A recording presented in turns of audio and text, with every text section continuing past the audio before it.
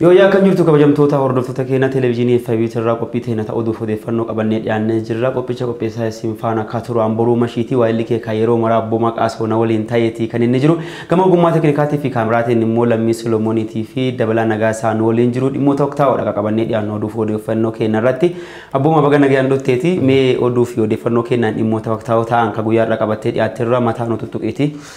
Kan guyyaadhaa qabanne keessa waa'ee caffee yaa'ii caffee Oromiyaadhaa lammaffaa guyyaa har'a geggeessaa jiru wajjin wal qabsiisee qabxiilee muraasa kan daawwattoota keenya biraan geejju ta'e jechuudha. Akkasumas waa'ee waltajjii galaana diimaa wajjin wal qabsiisee xinxaloonni garaagaraa kennamaati kan inni jiru. Qolleeffamuu biyyooti Itoophiyaa dabalatee Yuunaayitid Arab Emireetii fa'aa maal wajjin kan ka'edha kan jirullee yaadni garaagaraa ni jira. Biyya keessaa kana lamaan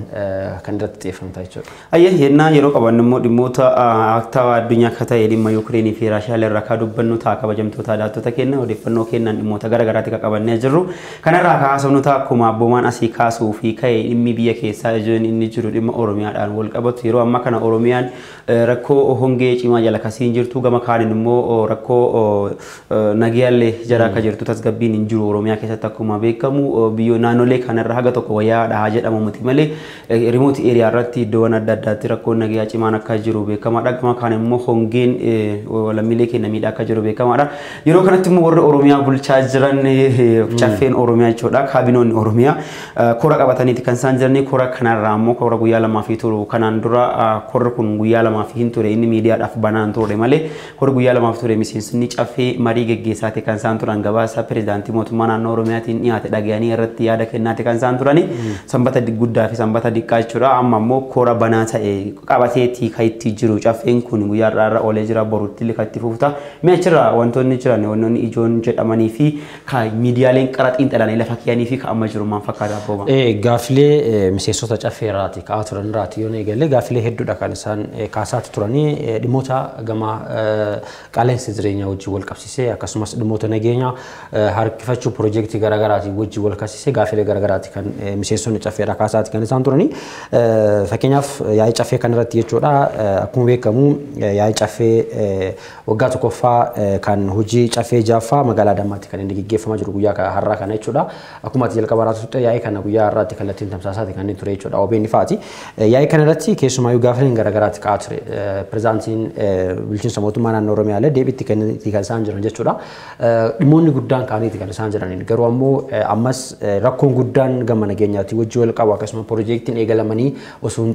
xumuramin hafan baay'een isaanii komii uummata keessatti uumee akka jiru akkasumas gama bishaanii fa wajjin wal qabatee magaalotiin hedduun isaanii bishaan kanneen hin qabaanne kanneen daandii hin qabaanne kanneen xaa'oon yeroodhaan hawaasa bira hin geenye fi xaa'oon hin jirre mootummaan maal yaadaa jira maal xiyyeeffatee jira kan jedhu kan isaan gaafataati turan jechuudha. Keessumaayyuu dhiyeessa raawwii ji'oota torban darbanii wajjin wal qabsiisee gabaasa pirezidaantiin illee dhiyeessanii wajjin wal qabsiisee miseensonni caffee isaarratti hundaa'uudhaan gabaasa isaan dhiyaatan wanta dhugaa akka ta'es mirkaneessaa fi kan isaan turan jechuudha. Walumaa galatti yoo fudhanne garuu akkuma jalqaba irraa kaastee Oromiyaa keessatti rakkooleen gama hedduun mudateetti kan inni jiru bara kana keessatti keessumaayyuu akkuma Itoophiyaatti illee fudhanne rakkoon gurguddaan turaniiti kan isaan jiran biyya kana keessatti jechuudha. Rakkoon gama qaala'insa jireenyaatiin wajjin wal qabatee akkasumas gama piroojeektiiwwan garaagaraatiin wajjin wal qabatee rakkoon gurguddaan jira. Fakkeenyaaf daandiin waggoota hedduuf yeroo filannoo sanii waadaa seenamee hafe ammas ni jira. Uummanni gaafataa jira jechuudhaan kan isaan gaafataati jiran. Gama biraatiin ammoo rakkoowwan gama nageenyaatiin wajjin wal qabatanii jiran. Fakkeenyaaf gama Oromiyaa lixaa fi gama Gujii keessa rakkooleen jiran san furuudhaaf maaltu deemaa jira kan jedhus gaafataniiti kan isaan jiran. Hawaasni naannoo sanii rakkataati kan isaan jiru. Gama tokkoon hidhattoonni gama kaaniin ammoo hidhattoonni qaamolee mootummaadhaatiin jidduu kanatti ammoo hawaasni rakkataati kan isaan jiranii. Hawaasa kana hamma bulchaa jirtaniittan qoma hin qabdanidha jechuudhaanis kan isaan gaafataa jiran jechuudha. Miseensonni caffeedha aktiivii ta'anitti kan isaan gaafataa jiranii. Ammas keessumayyuu miseensi caffeedha yoo yaadatte asiin dura konfidensiidha waan tokko gaafachuu irratti sodaa kan inni qabu. Deebiin haa deebiyyuu baatuyyuu malee gaafii uummanni isaaniif dhiyeessu isaan uummata bakka bu'aniiti waan bakka san ta'anii fi waan uummataa isaanii gaafachuun dirqama isaan irratti ta'a jechuudha. Kana fakkeenya kaasuudhaaf fakkeenyaaf gama Gujii keessaa jaarsi tokko ibsa tokko kennaatu yookiin gaafii tokko gaafataati kan isaan turan. Pireezidaantii Shimallis Faatu dabalatee qaamoleen hooggansa irra jiran naannoo keenya dhuftanii tan qubaayyoo hin qabdanne hawaasa kana godinaalee kaawwan irra naannoo dhuftanii si'a hedduu kan isin deemtanii dubbistanii garuu uummata kana dubbisaan jirtan jechuudhaan gaaffii dhiyeessaa fi kan isaan turan jechuudha. Walumaa galatti maal argita kanarraa hawaasa bulchaa jiran san keessatti uummanni bulchaa jiran keessatti fakkeenyaaf gama Wallagga keessoo deemte rakkoon akkanaa jira hawaasni komii guddaatti qaba komii guddaatti kaasaatti kan inni jiru gama lixaa Gujii kan yoo kaasa hawaasni komii guddaatti qaba kun xiyyeeffannoo kennamuu akka qabullee gaafataatti kan isaan turan jechuudha. Caffeedha. Walumaa galatti yaa'in caffee kanarratti miseensonni caffeedha. Gaaffii gaafataa jiran saniin waan uummata bakka bu'an san gaafataatti kan isaan turan garuu ammoo gaaffiin uummata harcee haafuutti kan isaan danda'u sodaa qabaachuuti malu sodaan sun hambisanii tan hamma uummata bakka bu'anitti hamma uummata bakka bu'anii lakkoofsa uummataatiin bakka isaan ta'anitti rakkooleen Oromiyaa keessa jiru ifa baasanii gaafachuun dirqama isaaniiti jechuudha. Rakkoon amma inni cabasaa demokraataa makaacha kanaan dura caffee Oromiyaa kun yeroo waltajjii isaa gaggeeffatu jechuudha. Koratee uumara irrattu gaaffiin akka waan barreeffamaan miseensotatti kennamaniiti kan inni hin dubbifama yeroo hedduu garuu yeroo ammaa kana dhiibee fulla'aa jira wanni kun rakkoo uummataa dirqama fakkeenyaaf rakkooleen Oromiyaa keessa amma jiran inni gurguddaan jiru gama daangaatiin wal qabate amma mataa haratti wanni gaggeeffame wanni dhiyeenya kana raawwatame hin jira fakkeenya dargaggoota 10 bakka tokkotti mana puulii keessatti qaamni hin beekamne ajjeese ka jedhame nama 11 madaa'ee ka jedhan warri ammoo adda isaan jiran qaama hin beekamne haa jedhamuti malee himataa jira faannoo finxaaliyyoota naannoo Amaaraatu daangaa Oromiyaa cabsee seenuudhaaf naannoo kana to'achuudhaaf daandileetti baafataa jira ka jedhan kasaan dubbataa jiran dhimma kanaan wal qabatee bakka bu'oonni naannoo sanii caffee irratti yeroo gaaffii gaafatan hin argamne gama lixa Oromiyaatiin illee immoo rakkoon jiran rakkoo hedduutu jira rakkoon finxaaleeyyii jira dhiibbaan irra godhamaa jira gama kaaniin immoo rakkoon dhimma nagaatiin wal qabate guddaan jira kana wal qabatee gaaffiin gaafatamullee guddinaan hin argamne garuu gara kibba Oromiyaatti godinni Booranaa akkuma beekamu hongeedhaan godina guutumaan guututti hongeen rukutame keessaa isa tokkodha dhimma kanaan wal qabatee waa'ee rakkoo hongeetiin wal qabatee bakka bu'oonni yoo borufa gaafatan malaadhaa gamma nuti odeeffannoo kana qabannee seenutti on gaafatamne gara godina Gujiitiin garuu bakka bu'oonni naannoo sanarraa argaman rakkoon cimaa akka jiru akkuma kaafte dubbataniiti kan isaan jiranii fi isinuu gadi koottaatti guyyaa tokko nu laala kan isaan jedhani amma kummaa mul'isaa dagatamnee jirraadha. Wanni fedhe iyyuu haa ta'uuti qaamni kun isin bulcha eega jedhee jiru. Amma fakkeenyaaf uummanni naannoo san jiru waan sadii rakkataa kan inni jiru. Inni tokko hongeedhaan. Hongeen akka malee oolaan biyya bu'ee uummata fixiisa jira. Uummanni akka malee qabeenya harkaa dhumataa jira. Baay'ee wanni kun yennaa gadi bu'anii ilaalan horii ittiin deebi'u uummanni horsiifatee bultoonni godina Booranaaf godina Gujii keessa jiran yoo haga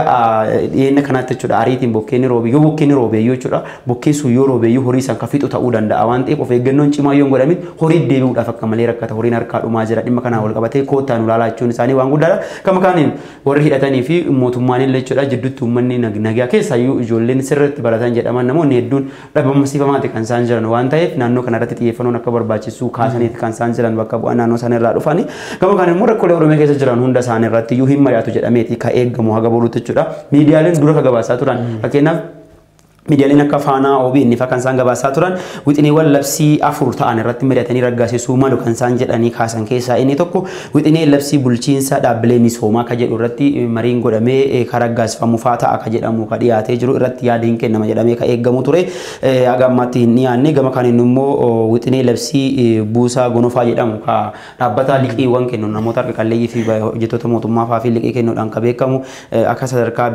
Oromiyaatti ol guddatuu fi labsiidhaan ka dhaabbatu ta'u usaa irratti kan mari'atamu ta'uusaa dubbatanii jiranii gama kaaniin immoo gaachana sirnaa ka jedhamu yeroo weerara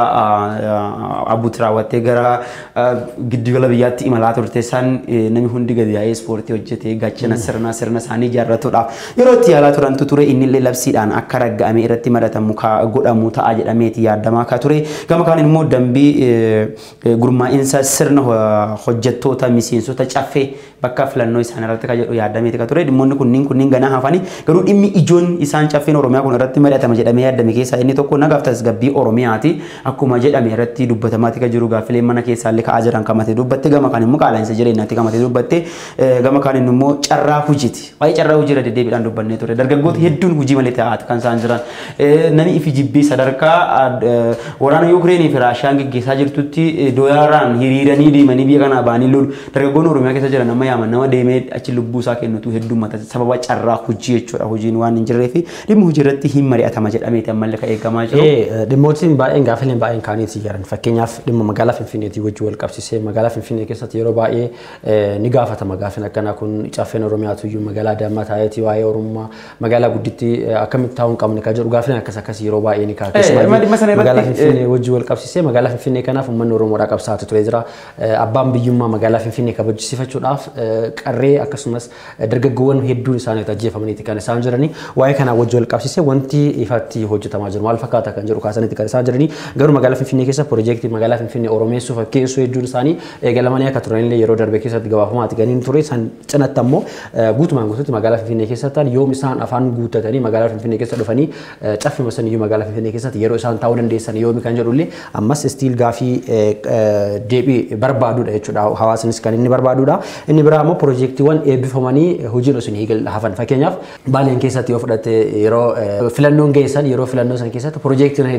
hedduu eebbifameeti kan inni ture Amboon keessatti naannoo Amboo sanitti akkasuma piroojeektiin buufanni konkolaataadha jechuudha eebbifamee osoo hojiin eegaleen naa gammaatti jira Shashamannee dabalatee xumuramuu geetan osoo uummatatti hin dabarfamin akkasuma rarranii kan hafan jira jechuudha gama tiraanspoortiitiin gaafin akkana kanaati kaati kan ture jechuudha inni biraa ammoo qaala'insa jireenyaa wajjin wal qabsiisee tarkaanfii seeraalee fudhatamaa akka jiru pirezidaantiin kaasaniiti kan isaan jiran fakkeenyaaf namooti zayitii dhoosan irratti akkasumas qaamolee garaagaraa irratti tarkaanfii kan fudhatamaa jiran kana qofaa miti gaafilee hedduun ka'aa jira gaafileen gama simmintootiin jiru baay'een isaanii caffee kanarraa kan hawaasni eegu gaafilee hedduu jira caffeen kunis meebii hamma nuti istiidiyoo seennee waraabnutti yookiin guyyaa boruu gaafachuutti malee jenneeti kan inni dhisu gaafileen kunniin baay'een isaanii ka'aati kan isaan jiranii kanarratti ammoo deebisuu danda'u qaba yeroo ammaa kana konfidensaalii bulchaati kan isaan jiranii biyya kana hoogganaati kan isaan jiranii aangoo guutuu biyya kana hoogganuu qaban uummanni fakkeenyaaf dhiyeessa xaa'oo wajjin wal qabatee fakkeenyaaf gaafileen kun godinoota baay'ee irraa ka'aati kan jiru miseensa caffees gaafii kana dhiyeessaati kan isaan jiran jechuudha fakkeenyaaf xaa'oon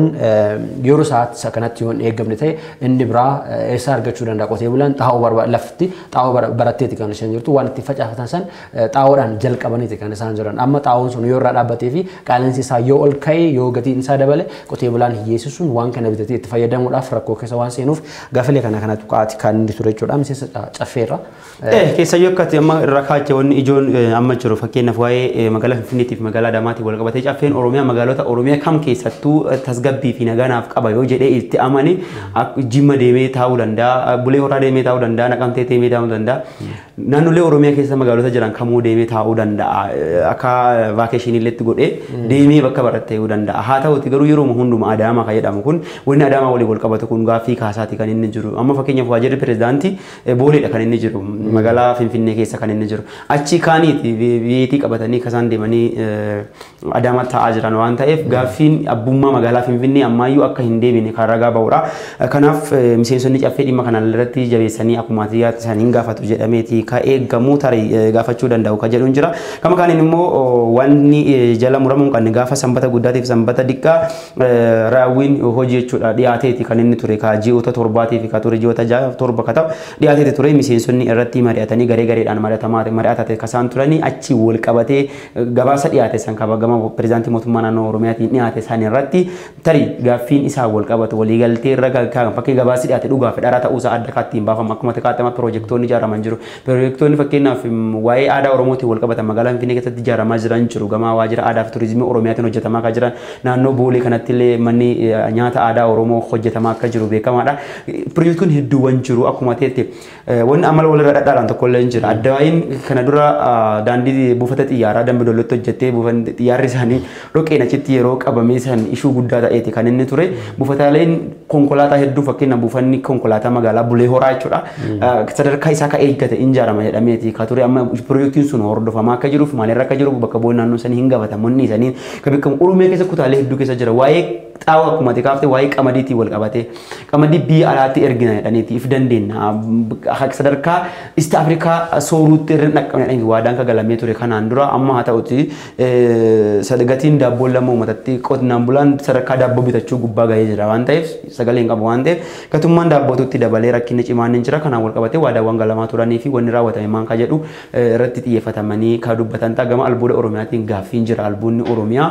akkaataan taaneen kana dura sirna adda wayii keessatti saamamaati kan inni ture ammallee bifuma wal fakkaatuun gareedhumaan wal jaaranii saamuudhaaf qophaa'aati kan jiran dhimmichi kun immoo gara naannoo albunni keessatti baay'atu gara lixa Oromiyaa kanaa fi gara kibba Oromiyaa kana Gujii fi Wallagga keessatti ammallee gaaffii guddaa akka ta'edha kanallee irratti wanni dubbatamu hin jiraatu gareen tokko jaarameeti kan inni jiru gareen maayiningii Oromiyaa kan jedhamu tokko fa'aan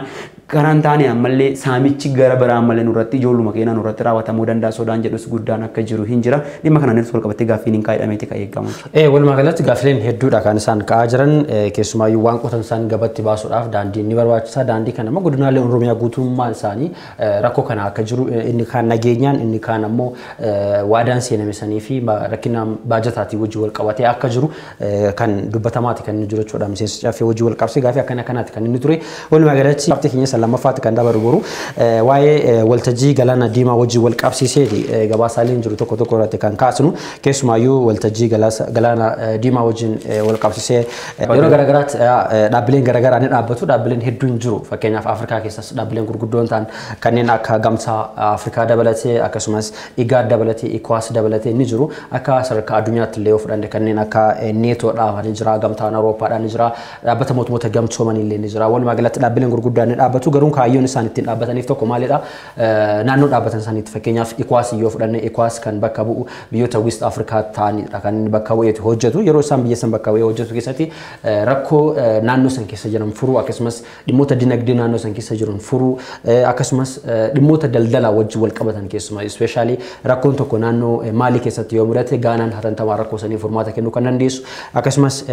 Burkina Faso keessa rakkoon tokko yoo mudate Chaad dhabxee yeroo sagaletti ta'uu dandeessu akkasumas gama biyyoota Afrikaatiin yoo fudhanne gamtaan Afrikaadha guddaan magaalaa Finfinnee keessa taasifate jechuudha bara 1963 irratti eegalee yeroo bilisummaa biyyoonni Afrikaa gonfachuu eegalanii gabrummaa biyyoota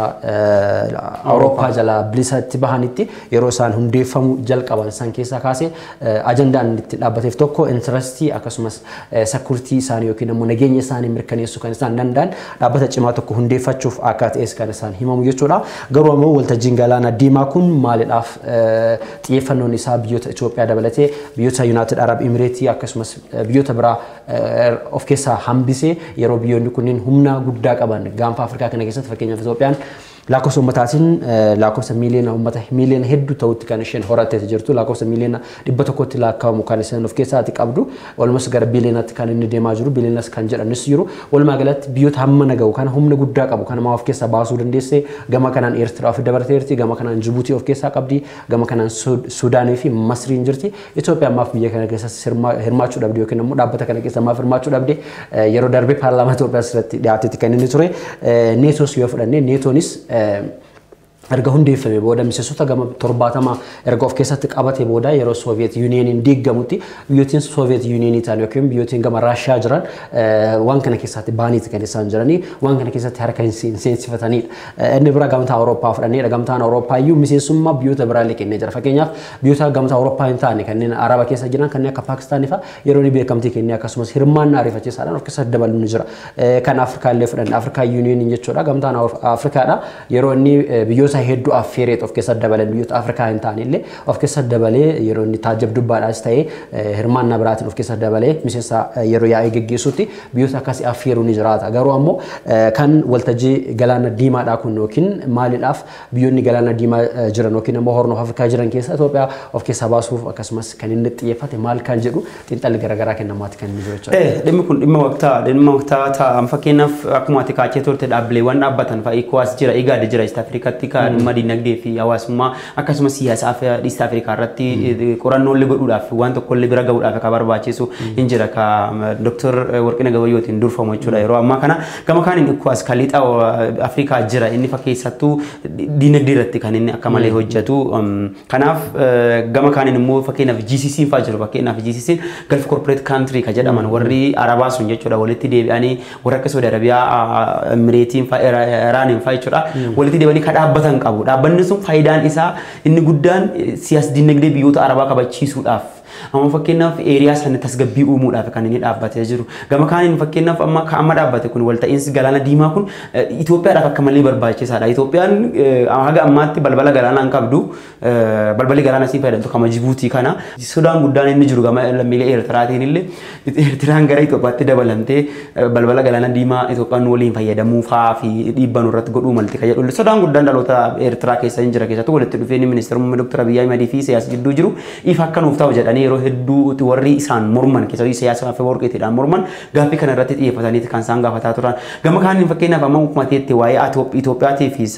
Arab Imireetii yoo fudhannee inni dhimma kana irratti Arab Imireetiin Saudi Arab Imireetii jechuudha warri Imireetonni jechuudha. Warra dinagdeen isaanii indaastirii irratti hundaa'edha. Waan tokko tolchanii gara biyyoota alaatti raabsuudha. Karaa isaarraa san keessaa Itoophiyaatti humna lammiilee Itoophiyaa baay'ee fayyadamti. Dubaayeen jechuudha. Humna Itoophiyaa baay'ee fayyadamti. Hariiroon isiin Itoophiyaa fi United Arab Emirates jidduu jiru ka faayidaa dinagdee irratti xiyyeeffatedha.